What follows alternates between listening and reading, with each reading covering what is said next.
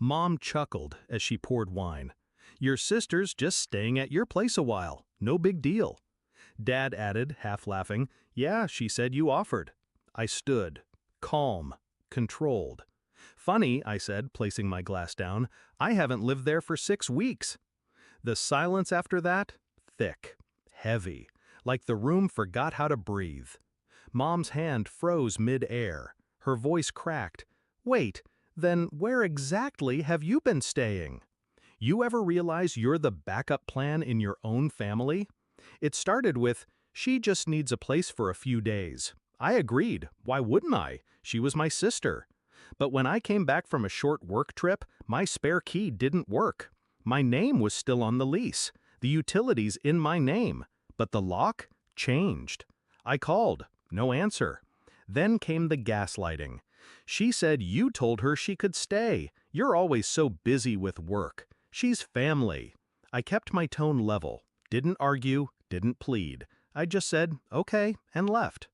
I moved into a hotel for the first week, used my emergency savings, then an extended stay apartment, month to month. Sparse furniture, one lamp, no distractions. It became the headquarters for my quiet war. The betrayal wasn't just her moving in. It was them, Mom and Dad, siding with her like it was obvious. Like, of course my space was hers now. She used my clothes, my kitchenware. She posted selfies on my couch, tagged the location, smiled like a thief. I watched everything. Then I started watching deeper. My old landlord still thought I lived there, said rent was getting paid by Zelle transfers from her phone. Utilities still billed to me, but I hadn't used power or water there in over a month. So I had the account flagged, requested usage reports, had them emailed weekly. Then the bank. I froze my cards, canceled the duplicates, reported one charge as unauthorized, a dress she bought. She'd used my Amazon login. Rookie mistake. I wasn't loud, but I was surgical. She thought she was clever. She wasn't. She changed my Netflix password. So I created a new profile, named it Get Out. She deleted it. I added another, I See You. That one stayed. Mom texted one night, she's doing her best. Maybe ease up. I replied with a photo. My sister, in my bed, wearing my hoodie.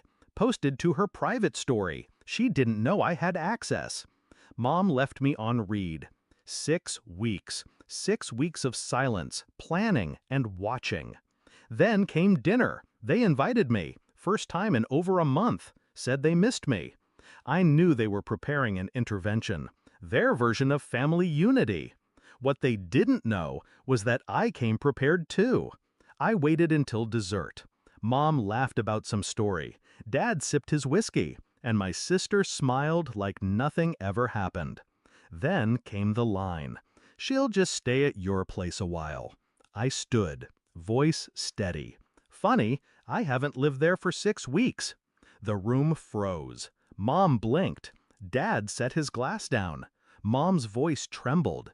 Wait, then where exactly have you been staying? I pulled out my phone. Airplayed the screen to their TV. Slide 1, utility usage. 0 water or power from my name. Slide 2, rent receipts, paid via her phone, not mine. Slide 3, photo of her in my hoodie, in my bed. Then the final slide, a copy of the eviction notice, issued that morning, to her. I spoke to the landlord, I said, explained everything.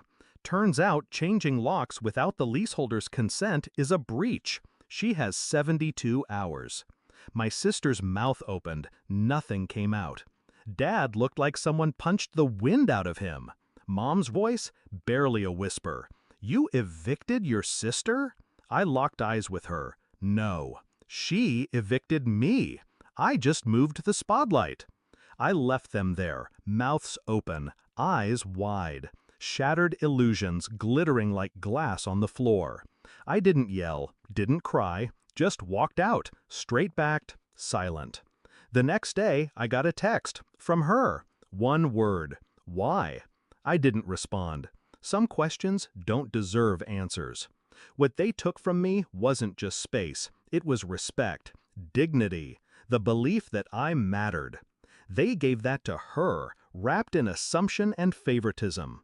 But I didn't burn it down out of rage. I rebuilt my worth in silence, then made sure they saw the blueprints. I don't need an apology. I already got something better. The look in their eyes. When they realized I was never the weak one. I was just quiet until I wasn't.